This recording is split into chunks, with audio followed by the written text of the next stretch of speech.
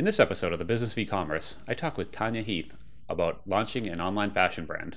This is the Business of E-commerce, episode 50.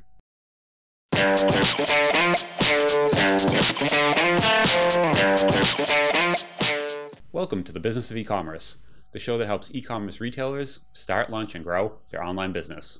I'm your host, Charles Plesky. I'm here today with Tanya Heath. Tanya is the creator behind Tanya Heath Paris, a business that designs and sells the world's first adjustable height shoes with removable heels. After 4 years of designing, the product went live in 2013, and they now have sold over 17,000 pairs of shoes and over 70,000 pairs of heels.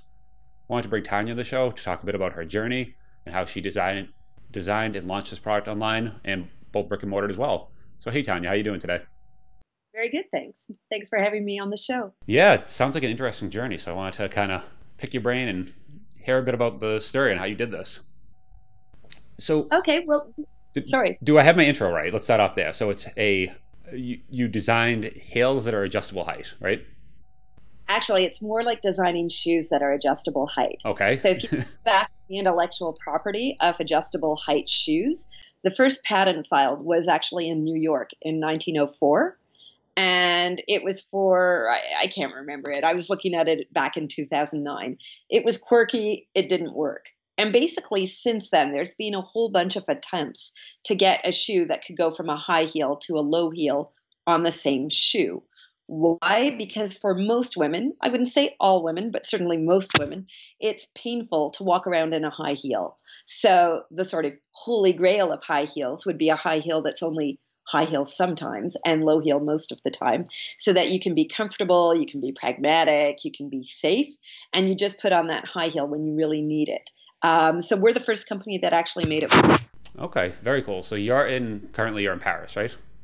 I am. So the world's fashion hub. So is that where you got this idea from, or where did this start? Or did you just see other people trying to do this, or where did this even start from?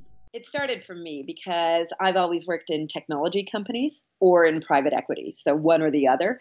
And I was usually the only woman on any of my teams. And I'd have to be well dressed. I traveled a lot, and I just couldn't keep up anymore. I couldn't walk as fast as my male colleagues. If I was traveling, I'd always have to check my bag in, and then everybody'd have to wait around for me at the airport because they'd just be able to take on a carry-on. Once I had a broken heel, I actually did a meeting with a broken heel. And then more to the point, I couldn't stand the pain anymore. And it just became this nonstop existential dilemma. How should I dress today? And then by the end of it, I was actually thinking, can I really take the metro or should I take a cab? And my entire life just became ridiculous trying to figure out how to deal with my footwear. And I started thinking, we can make high-speed trains, we can put a man on the moon, we can do all of this gee whiz technology stuff. Why can't we use what we know about innovation and technology to solve a problem that really affects a lot of women worldwide? So this is really a scratch your own itch sort of thing, where you had this problem and you designed a product for you that other people also, you assumed other people had the same problem. That's more or less it. I guess it's gratifying to know now today that other people do have this problem. So certainly not everybody has this problem. In fact, I've got figures on it. Today, whichever way you scratch it, only about 35% of women wear high heels, even if that's only occasionally. So it's certainly not for every single woman out there, but for the women who do wear high heels, we have a solution for you. And for a woman who doesn't normally wear high heels and probably might have to, I don't know, maybe her daughter's getting married or maybe she's getting married, we definitely have a solution for you. It makes it more accessible. So you have a niche, and it probably helps to speak to that niche, right? Where it's not for everyone, so let's just say guys don't wear high heels, so 50% of the population out of that, only 30% of women. So there's a very specific segment that you're talking to, and yes, that probably helps. Except for, that's funny you just said so. We live in France, a country famous for having short politicians from Napoleon to today. And every single day, I'll get a man coming into the store asking why I don't do a man's product. Oh. So maybe you do have another 50% you're ignoring on the other side. Perhaps. Actually, there's room for somebody in this market, I think. Yeah, interesting. Yeah, I've seen boots with the very high heels, so for men. So I've definitely Actually, a seen that. little bit of time out. High heels originally were worn by men. Oh, So they there you came go. to Europe and Persia, and they were worn by men to keep their feet in riding saddles. Then they were adopted by men as part of court dress, and they only crossed into women's footwear in the heel form in the 16th century. Hmm. Never knew that one. All right. So then, what year was this where you were working and kind of had this issue and decided, hey, this, let's do something? When did this all get started? I can remember when I decided to quit my job. It was really during the financial crisis of 2008. And it was the day the dollar broke. And for me, it was like I lost my religion. I didn't know what anything was anymore. And I started thinking, the only safe thing today is potatoes. And I'd had this dream since I was 18 years old of being able to create this shoe. And I ended up just talking to people about it, nonstop talking. And everyone's like, honestly, that's a good idea. You sound very passionate about it. Why don't you do it?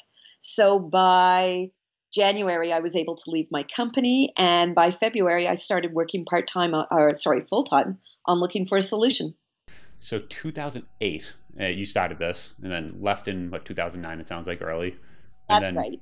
so about 4 years then of from when this idea kind of started moving to when you actually launched. It took about 4 years.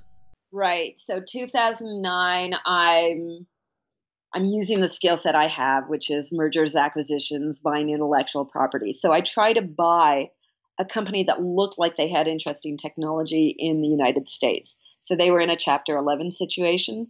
The technology tested very badly here in France. People were comparing the shoes to dead donkeys, which, that's a hard sell. So You don't want to be selling the dead donkey shoes. no, you really don't. You really don't. So 9 months later, I figured there was nothing out there that I could buy and improve. So I started working with engineers here in Paris, and we started working on our own approach. Initially, it was mechanical engineers and mathematical modelers.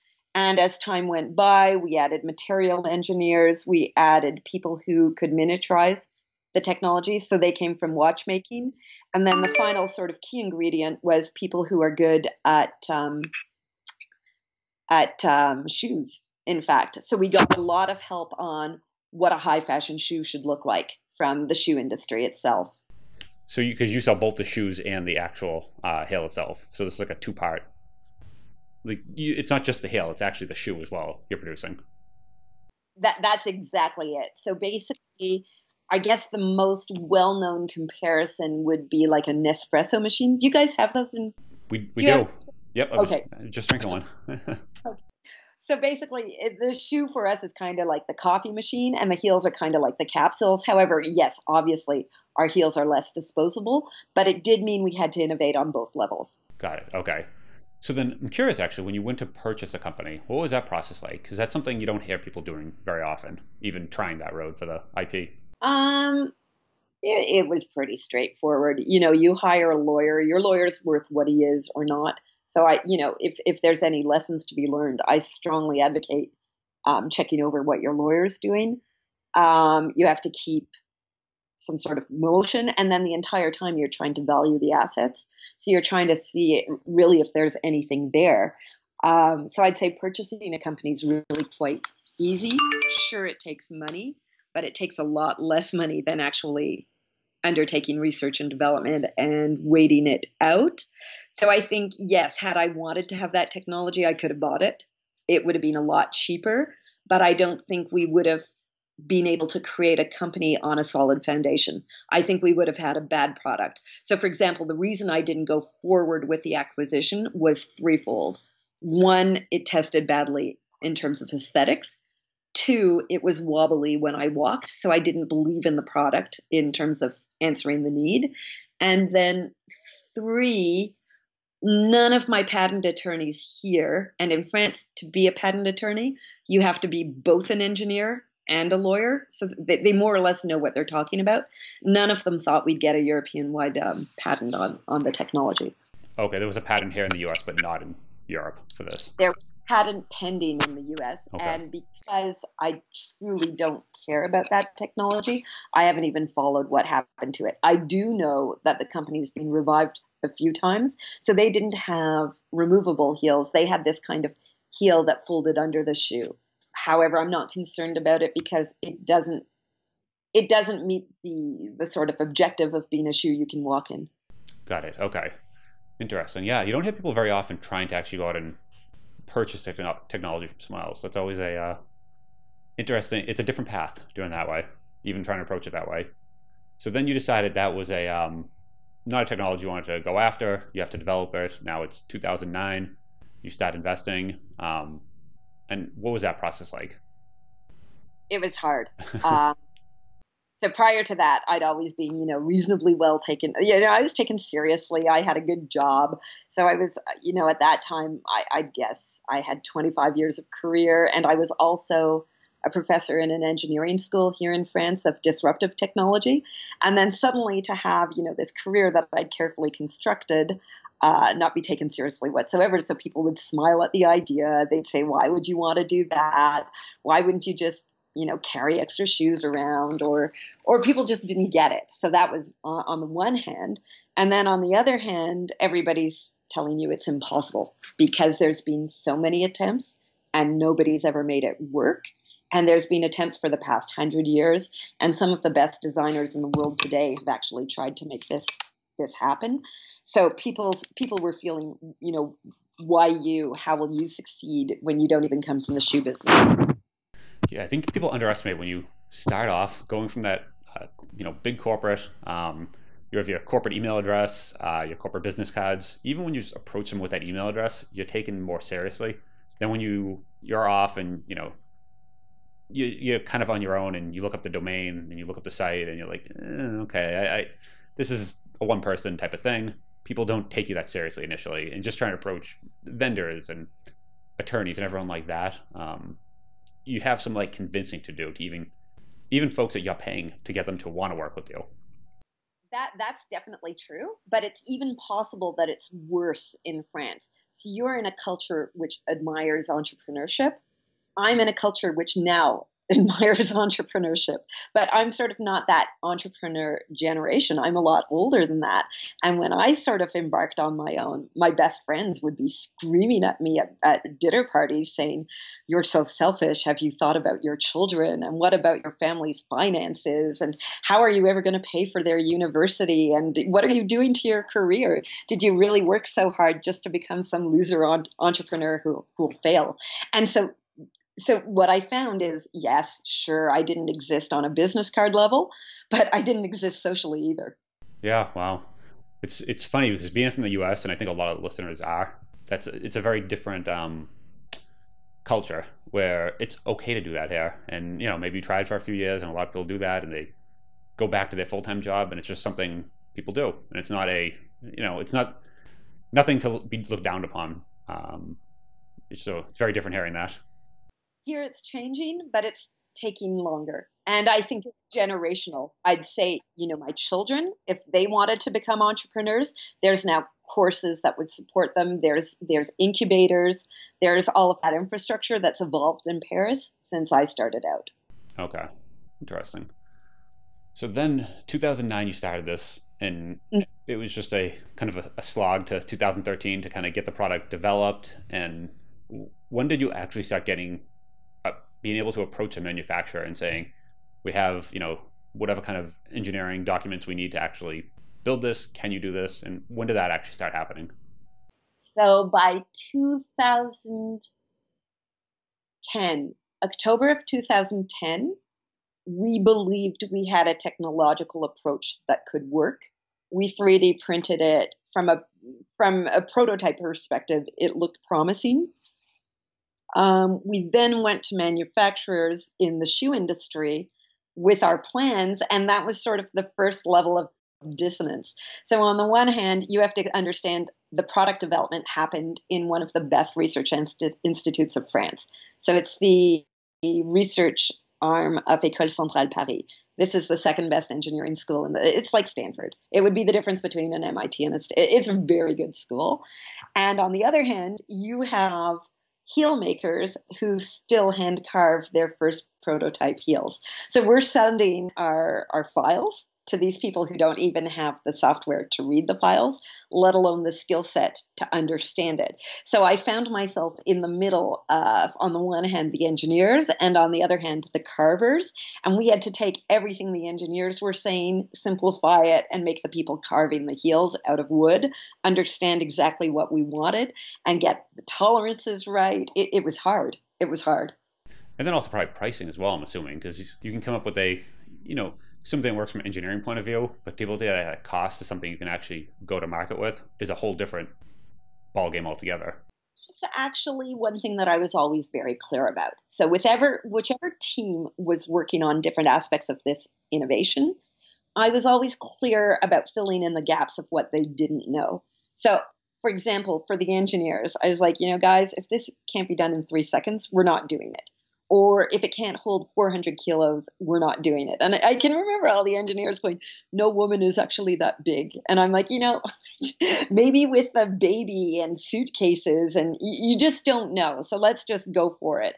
So that was on the engineering side. Then on the heel manufacturer side, I'd say basically, this cannot cost 300 euros. It has to be accessible, because I think there's got to be more clients for this shoe than the 200 women in the world who can afford haute couture.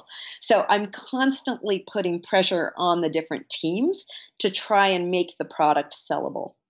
So you use things like cost and weight and the tolerances, those things as inputs, not outputs, right? Where you're giving these are what we must hit. We must hit a certain price point. And oh, for sure.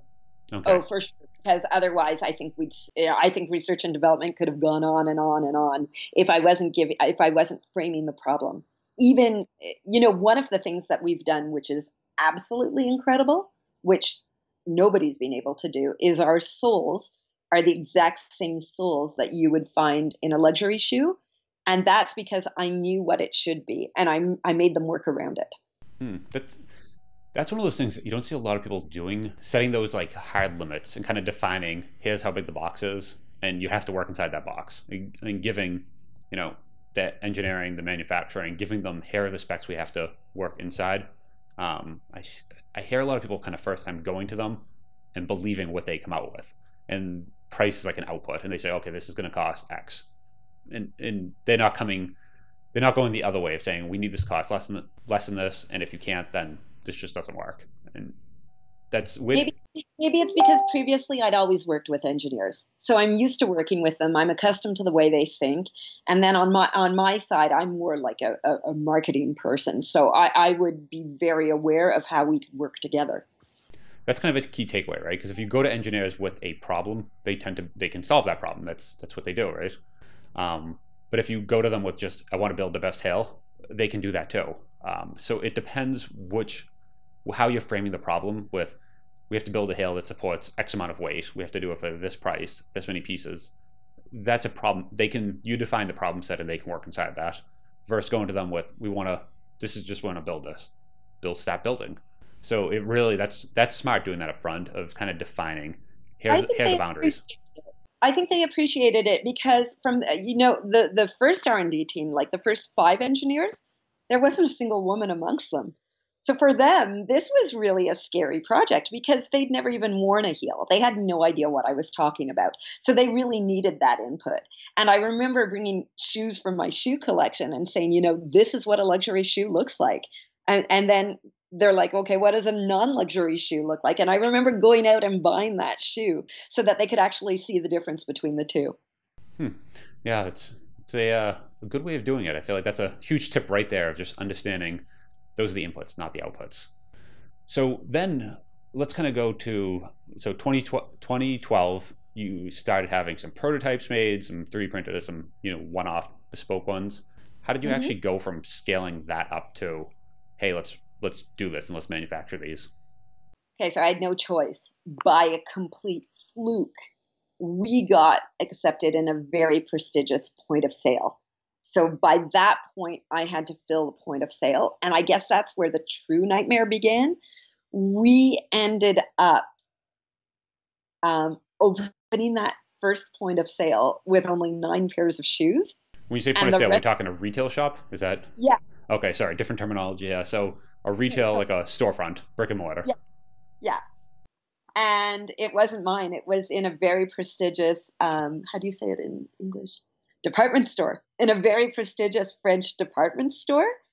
And they're freaking out, right? Because I've only got 9 pairs of shoes and 30 pairs of heels.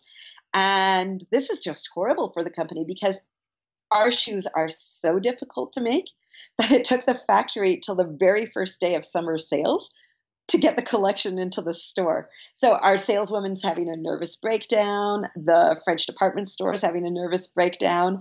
And to this day, I'm the only brand I know in my life who didn't go out of business because she only had 9 shoes to sell for 5 months.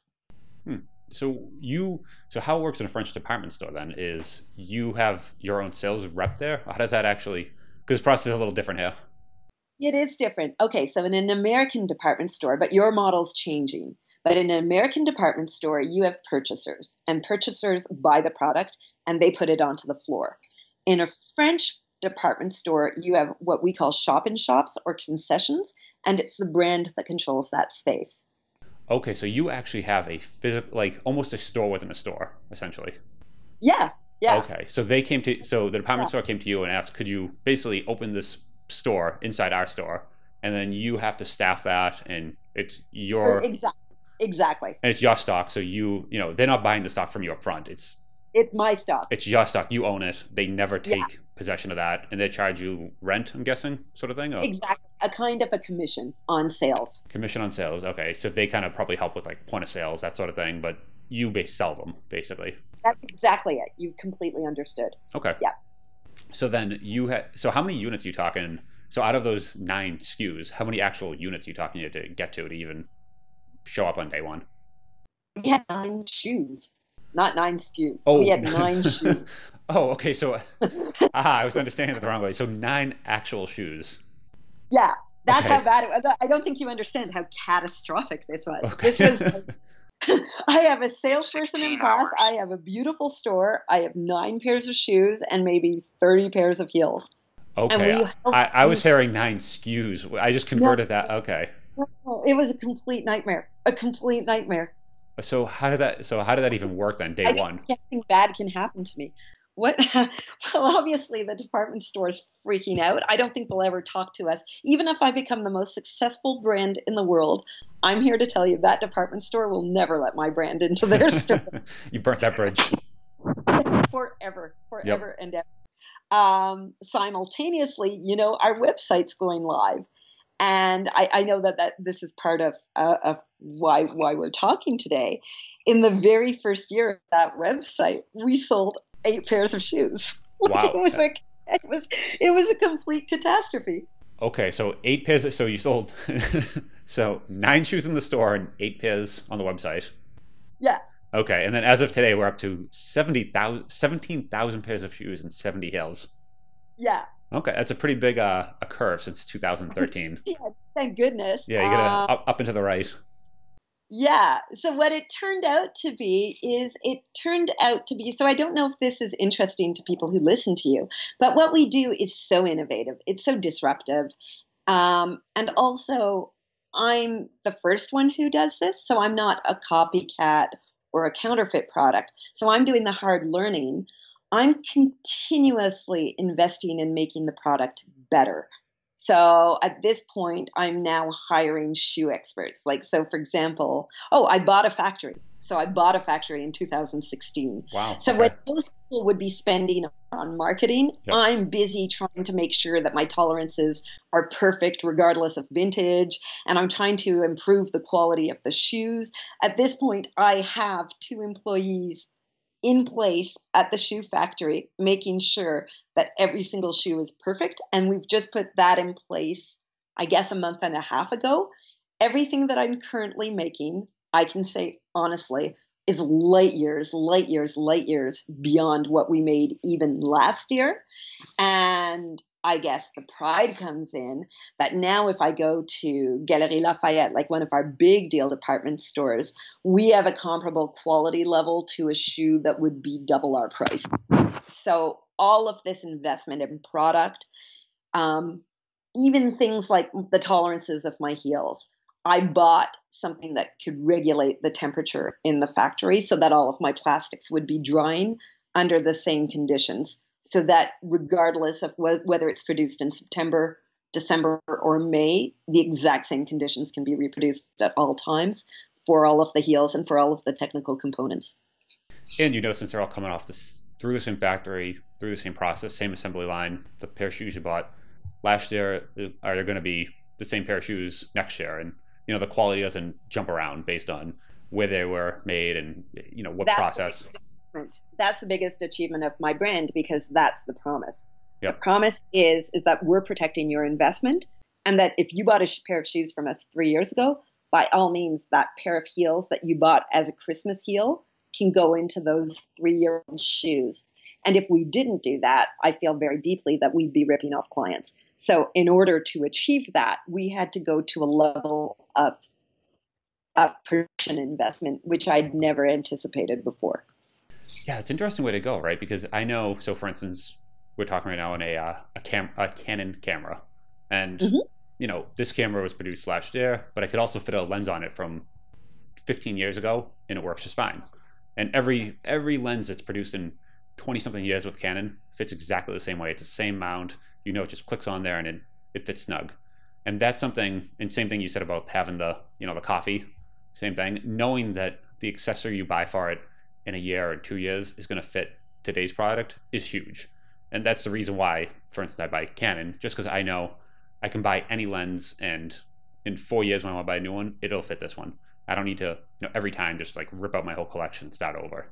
So it's a huge kind of takeaway that I think having that control. When I was developing, I bought, it sounds stupid, but I'd seen these ads on TV, and I bought this German engineered mop.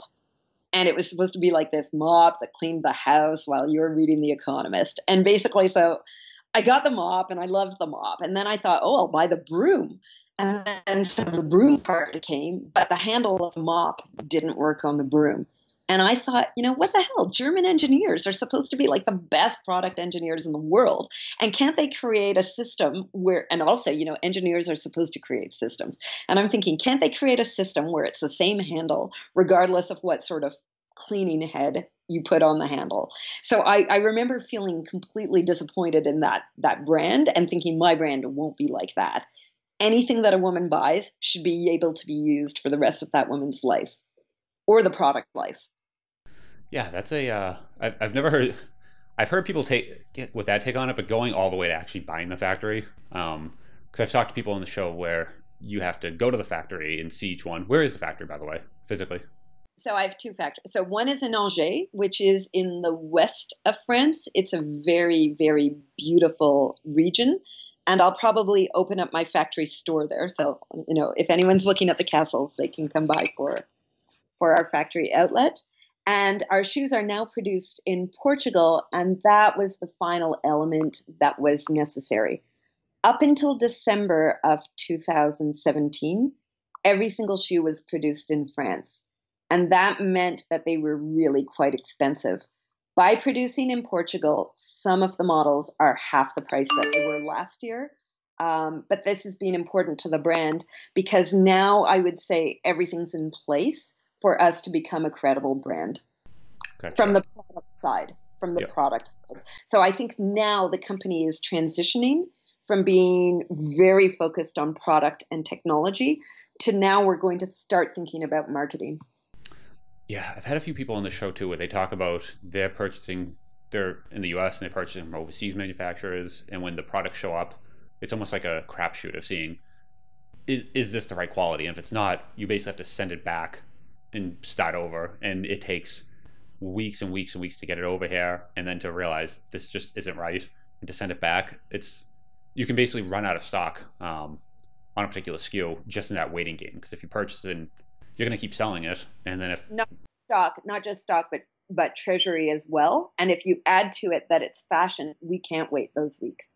Yep. Because the climate changes so frequently that I can't. If I need sandals now, I really do need sandals now. Yeah, so it is seasonal, right? Where if you miss it by 4 months, then It's over, and you have to wait till next year. It's actually company-wide game over. Yeah. Okay, so then how did you go from 2013 selling 8 to then selling 17,000? What actually made that do that little arc? We're lucky in two areas. We do something unique.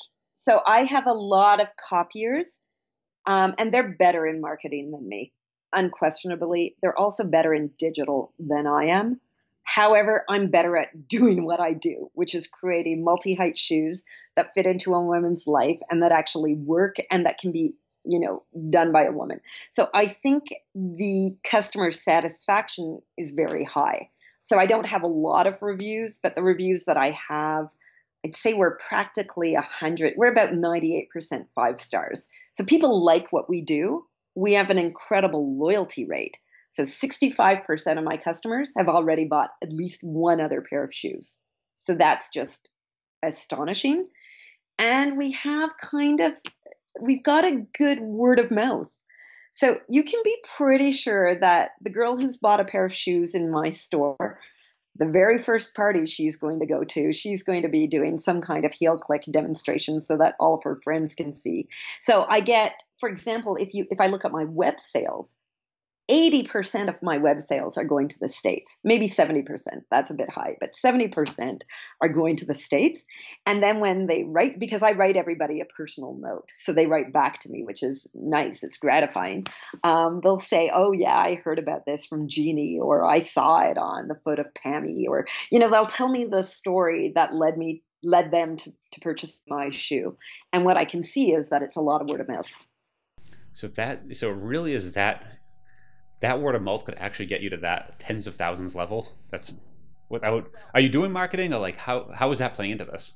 Those are the two ingredients. I also have now four stores. So I opened Beijing 3 weeks ago, Beijing in China. So we have Paris, Toronto, Beirut, Beijing. Today, 3 more stores in Beirut opened. So they're in a very luxurious department store called ABC. And in January, we're opening Hong Kong. So definitely having stores helps with volume. Having a website helps keep people satisfied. And yeah, it's word of mouth. They probably play off each other too, right? Where I'm picturing a lot of people like visiting a store, they're on vacation, that sort of thing. And a lot of times you see something, but you're not ready to buy it. And you take the little card and you go home to the States, wherever you are, and say, you know what, I actually want those. And then you just go online and buy them. That's the thing. So it's almost like the stores help the website and the website helps the stores, and they kind of work. There's this even more than that. It's even more than that. Americans will tell me timing. So if I look at my sales out of the Paris store, 35% of those sales are going directly to New York, one city in the States. So wow. Those women who are buying in my store are telling me clearly that they wouldn't buy if they couldn't order again on a website. So it's non-negotiable. We have to have a website.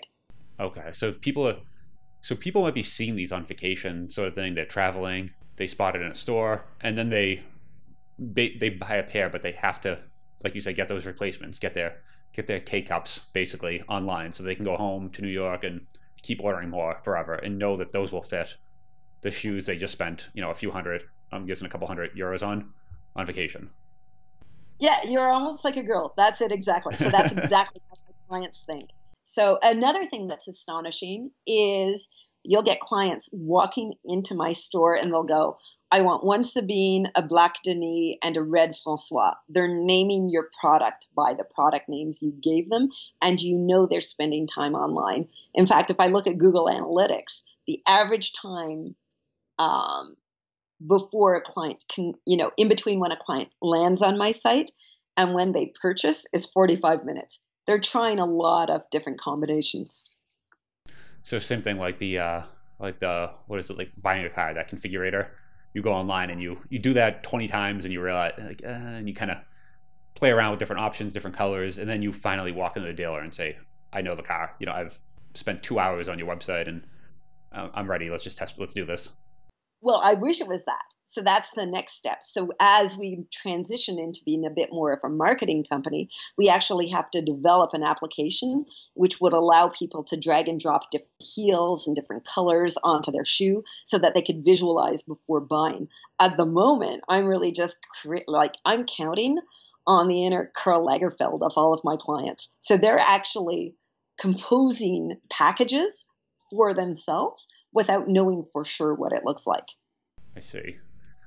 I wanted to ask what percentage of sales are online versus retail, but it almost doesn't matter, it sounds like, the answer to that question, just because they seem like they're so intertwined that like It's 50-50. So I have an answer for that. Yep. So 50% are online, 50% are in store. However, that's my store.